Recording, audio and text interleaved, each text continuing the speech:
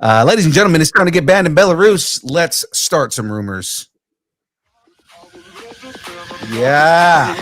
I don't know if it's we just have to have a conversation over it, and that maybe stops it from getting stuck in Belarus.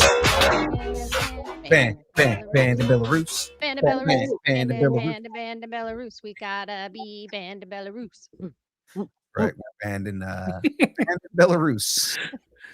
I think Belarus is like, what are these guys doing? Hey, you were the ones that decided to ban us, Belarus. Okay, all right, let's leave Belarus alone. Let's should- not get No, in but trouble we with should Belarus. have Frank put that out as a short targeted for Belarus. Yeah, just target Belarus with Only release it geolocation in Belarus. Yeah, Okay, great. geolocation felt like a EMP or something. Honestly, There you and we're not going to jump into this, but just this is a question. This is something for everybody to just like wrap their mind around. We're banned in Belarus because of that song. What did that song do to Belarus that got them banned? Just something to think about, guys. Oh my god! Yeah. All right. Apparently, On that note, you can't have rumors. That's what it is. all right. Speaking of rumors, if Sadie's suiting up as the Punisher's sidekick, Marvel's about to go from Stranger Things to Stranger Slings. Huh? Get it? Okay. Leaked set photos of Spider-Man Brand New Day show Sadie Sink in camo pants, combat boots, and a khaki coat, sparking intense speculation that she's playing Rachel Cole Alves, Mhm. a former Marine turned Punisher ally in the comics. Rachel debuted in Punisher Volume 9, number 1, as a grief-stricken widow who joins Frank's war on crime. With John Bernthal confirmed to return as the Punisher, fans are connecting the dots fast. Tacos on the table. Is Sadie Sink suiting up as Marvel's deadliest new vigilante, or is this camo just a red-haired herring? I'm not against this, and the thing is my only issue with Sadie Sink playing Rachel is I feel like Sadie Sink is still too young. But at the same time, it's not out of the realm of possibility. Yeah, I mean, I go haven't ahead. seen her in a couple years, since the True. last Stranger Things, so she could have aged up. Yeah, I was gonna say that she could. I mean, she's probably what? She's not a teenager anymore. She's in her 20s, I think now. But there it's if it follows the comics, she's getting married, and then this all happens. So she could have got married young. I mean, honestly, that could be it. So I think my only thing is just because her character is supposed to be a Marine herself. And I guess, you can be a Marine out of high school, 18. She could be 22 if she did one one tour of service. Could be a bit of an origin story type thing. Yeah. And I mean, they may not even really touch on that the Marines thing. Mhm. Too. I mean, we don't know. Like, we won't know, and it's a rumor. I'm excited about it just because I really don't want her to be Gwen or actually a Mary Jane or May or like May Parker or like I'm like or Jean Grey. I don't want her. It's like I don't want any of these things to be having the Punisher there makes it seem like this is more likely than say Mayday Parker. I just Yeah, and I'm not. otherwise, I'm not. Don't get me wrong. I'm not against her playing Rachel. I think that she's a good enough actress that she can do that. We don't know what her like action chops are because she's done light action in a horror show. But I mean, that's not to say that you can't do training. There are plenty of actors who go through all of the stunt training and can go through the shooting training. I mean, you look at Keanu Reeves and how just insane he is when it comes to like his weapons training. So I mean, like that all came from just training for a movie. So I'm again, I am not against her being Rachel. Just my hang up is the last time we saw her, she was still a teenager. It feels like she might still be too young to play the character, but I don't know. James is right. It has been like 3 years since we've seen her.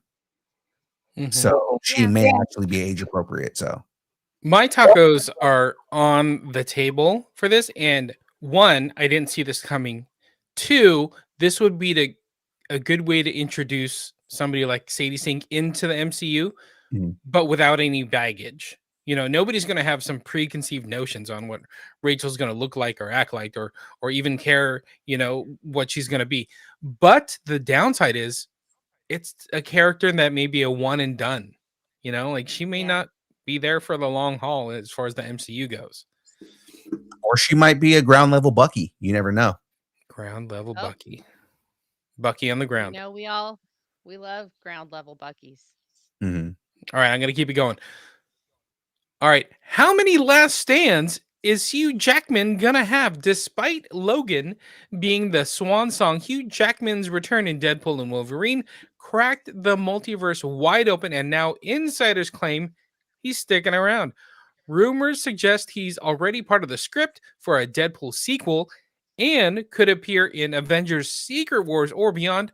Marvel even announced a new actor for Wolverine in a 2026 project, hinting at a possible dual claw era. Tacos on the table. Is Jackman really going to play Logan till he's 90, or is Marvel just milking one last multiversal lap? What do y'all think? Frey, what do you think about Hugh Jackman coming back? I'm hoping it's going to be a one thing. So my tacos are off the table that it's going to be super, like he's going to be doing it for a while. I want, you know, if he shows up in Secret Wars, great. That'll be fantastic. Mwah. Goodbye, Hugh Jackman.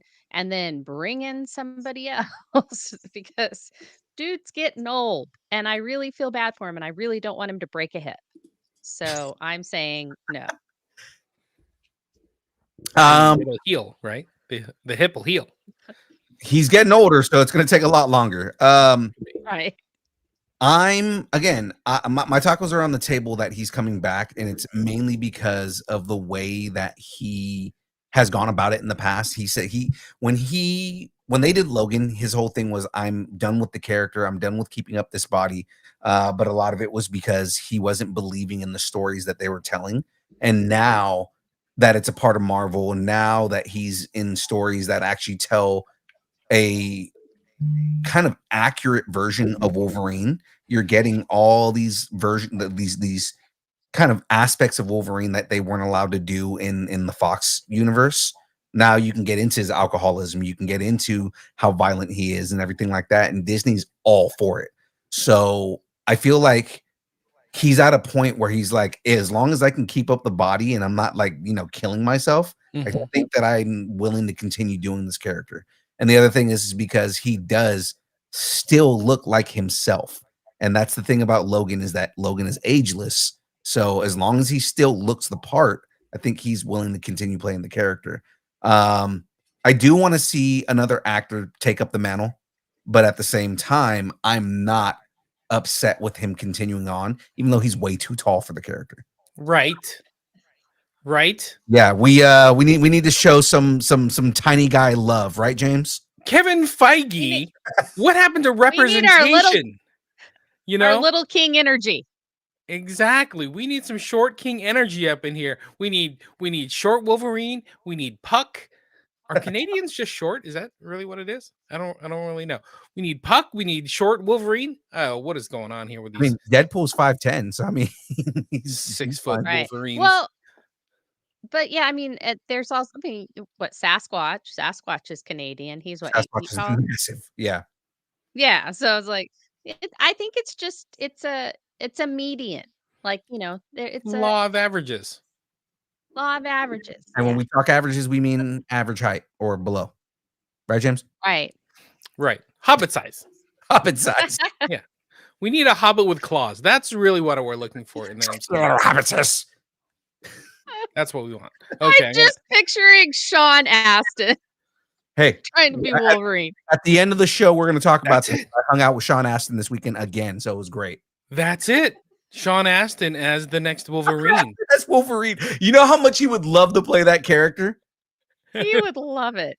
You know how much It you would be would love to amazing. play Wolverine? In the 51st dates tank top, always doing like bicep curls, that'd be Yeah. great.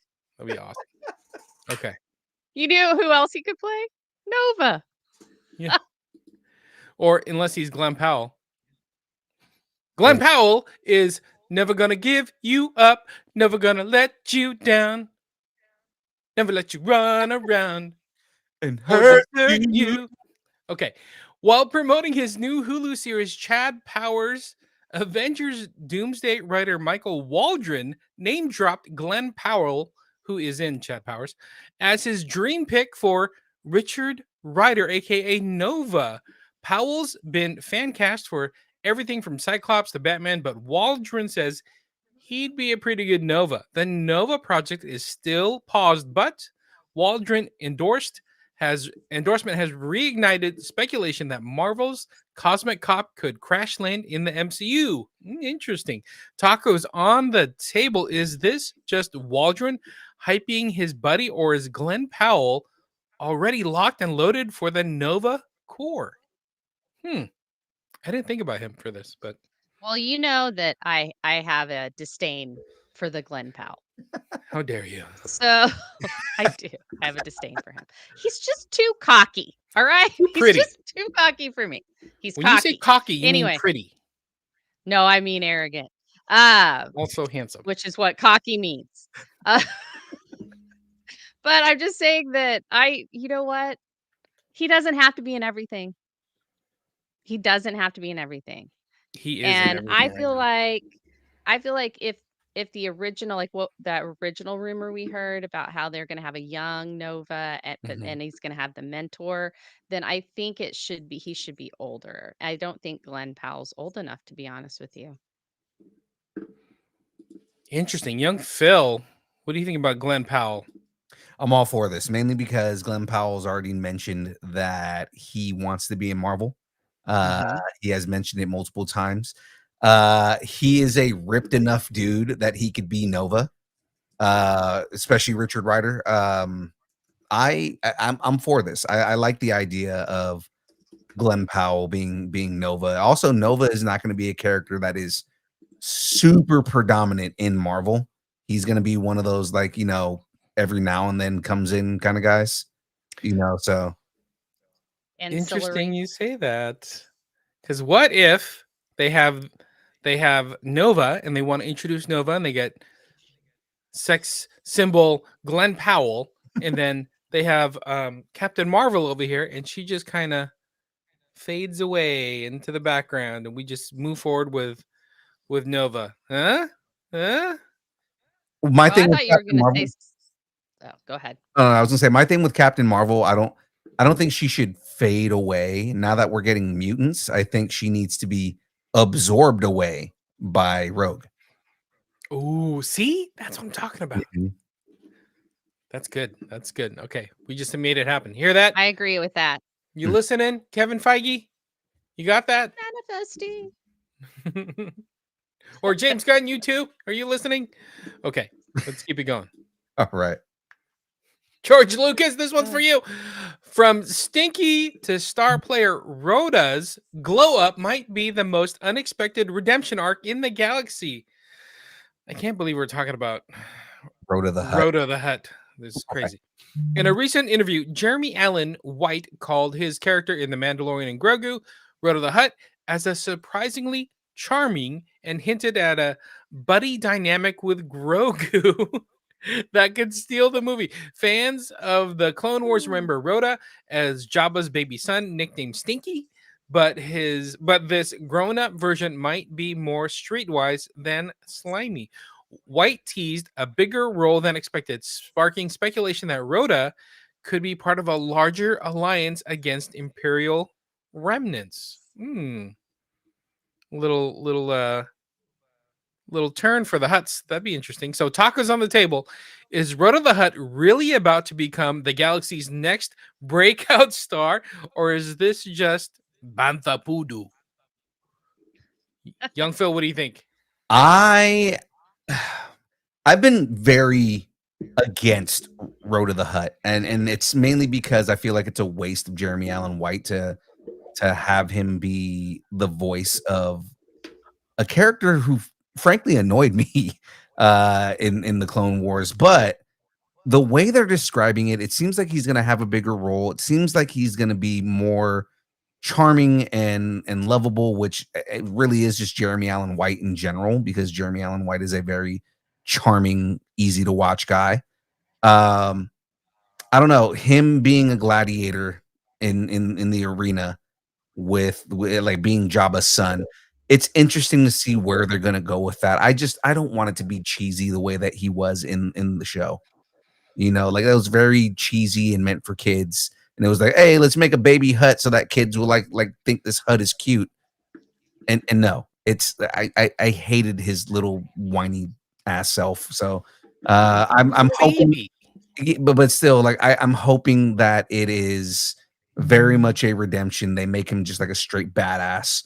And this is like also would be the first time that we see a hut in a position where he's not just, slowly slithering and, eating. And, every time we've seen a hut in Star Wars so far, they've been like, like lazy monsters. So, dude, frogs have a lot of around protein, on bro. barges. Yeah, like rolling on sail. Most of them have been rolling on sail barges. Look at Book of Boba. You have two of them that the twins show up, and they're literally having to be carried around because they can't move. Jabba the Hutt has to be carried around because he can't move. I mean, yeah, we did see him in episode 1 slithering around, but even then, like, I want to see the Hutts in a different aspect, the same way that we saw the Gamorreans in a different light in, what was it, season 2 of Mandalorian? Like I want to see what a Hutt looks like that is a threat, because the Hutts are supposed to be the biggest threat in the universe, right? I want to see what a Hutt is capable of doing that makes people so afraid of them. And you're gonna get I'm it. totally It's Rhoda. on board with this, and Mhm. I loved Stinky in Clone Wars, by the I way. hate him. And yeah, so I'm all my tacos. Take them; they're on the table. I'm looking at the chat and James immediately talking smack. JR's been out of the chat for what, like a month, and he comes in, he goes, I'm looking forward to this movie. James goes, JR, relax. Road to the Hut isn't considered a kaiju. Well, he might be a kaiju. Look at those muscles. You know what I'm saying? Like he's massive, dude. Roto the Hutt's got some green milk protein shakes on tap. Getting those, there you go. Getting those gains. All right, okay. Let's keep it going with some Star Wars. All right. Will Hera finally give Thrawn the L he deserves? Ooh, interesting. In a red carpet interview, Weinstead teased that General Hera Syndulla will be in on the action quite a bit more this season in Ahsoka. All right. After playing a strategic support role in season 1, Hera's stepping into the spotlight with more combat, leadership, and emotional weight. With Thrawn's threat escalating and the New Republic in chaos, fans are speculating she'll lead a major resistance push, possibly even commanding a new ghost crew. I like this. Tacos on the table. Is Hera finally getting the screen time she deserves, or is this just another tease from the Rebel sidelines? Frey, what do you think about Hera? I hope she is. I want to see the Hera that we had in Rebels. I want her back. I want that. Are you questioning my orders? Kind of thing. Like, I want that Hera. She seems too diplomatic in Ahsoka, or she has been like, oh, well, we got to go back and we got to do things. And she's got her son now. And it's like, look, you let Ezra get into so much crap when he was your son's age. Girl, look who you have become. Like, she has the title of general for a reason. Like, how do you go from just piloting your own ship to a general in an army? Like, let's see how she got blow there. up some stuff. Yeah, I'm always down to blow up the right stuff in the right place.